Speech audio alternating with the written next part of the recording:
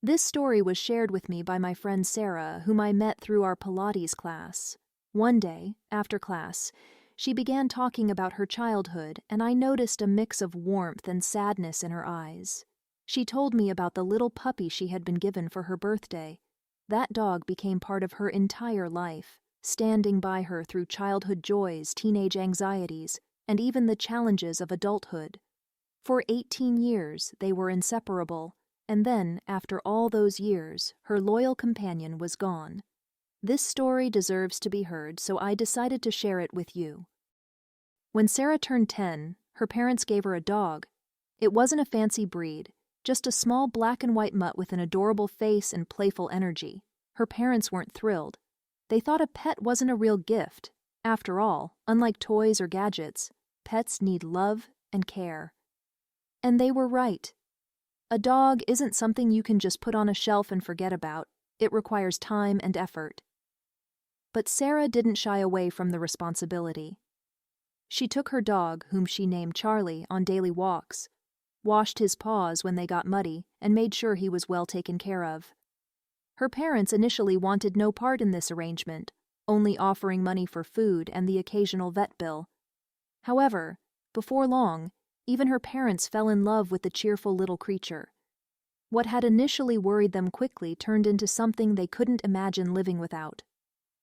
Life became brighter, more joyful, her father would say.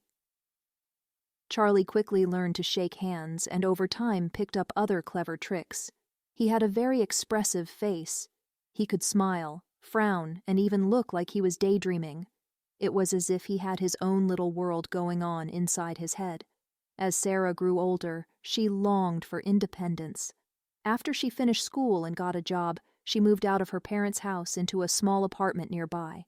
Of course, she took Charlie with her. After all, friends don't get left behind. It wasn't difficult to care for him. Sarah worked close by, so she could even swing by during lunch breaks to take him for a quick walk. And in return, Charlie gave her pure, unconditional love.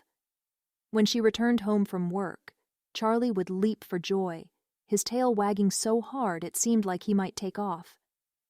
Sometimes, Sarah would go on vacations and leave Charlie with her parents. Though the environment was familiar, full of the same smells and memories from his puppy days, Charlie would sulk. For the first few days, he wouldn't eat, lying listlessly in a corner with dull eyes. Eventually, he would start nibbling on his food again, but his usual lively spirit was gone. The moment Sarah returned, Charlie would erupt with excitement. He would even make a little mess on the floor from sheer joy, because for him, Sarah's return was like life coming back into the house. Sarah got married at 26, and of course Charlie moved in with her and her husband, Jason. Jason, too, couldn't help but love Charlie's expressive little face. Charlie would reluctantly allow Jason to take him for walks, though it was clear Charlie saw Jason as just the guy who's here because he lives with my Sarah. Walks were for necessity, not for fun, and Charlie made that clear by his disinterested demeanor. As the years passed, Charlie grew old.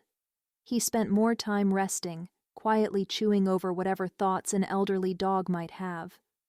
He no longer played with toys, which gathered dust in the corners of the apartment, forgotten relics of a more energetic time.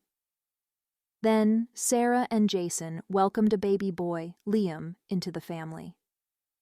When Charlie first approached the crib, his face seemed to soften into a look of tender wisdom, as though he understood the gravity of this new life in the house. He took on a gentle, almost maternal role, allowing Liam to tug on his fur or grab at his ears with the patience only a dog could have. By the time Sarah turned 28, Charlie was 18. His vision had faded, and his hearing was nearly gone. Still, when Sarah came home from work, he would find the strength to wag his tail and slowly get to his feet, greeting her with all the love he could muster. Their walks grew shorter. Charlie's body was tired, and it was clear his time was coming to an end. One day, Sarah had to leave for a 6-month work program in New York City. It was important for her career, and with a heavy heart, she said goodbye to Charlie, leaving him in Jason's care. But Charlie wasn't the same without Sarah. He barely moved, conserving his energy as if waiting for something or someone. When Sarah returned unexpectedly, she opened the door to find Charlie lying on the floor. He hadn't heard her come in. His fur, once shiny, was now dull and lifeless. Gently, she touched his head, and for a moment, Charlie didn't react. Then, as though realizing who was beside him, he leapt to his feet with a burst of youthful energy that had long been absent. He tried to move toward her, but collapsed. Sarah told me she had never witnessed a dog die before, and hoped never to witness it again. The loyalty Charlie showed in that moment was beyond words. It was a love so deep and pure that it transcended anything she had ever known. Charlie had waited for her. He had held on for her return. And in that final moment, he gave Sarah everything he had left, his last breath, his last wag of the tail. It was a love that only a dog could give,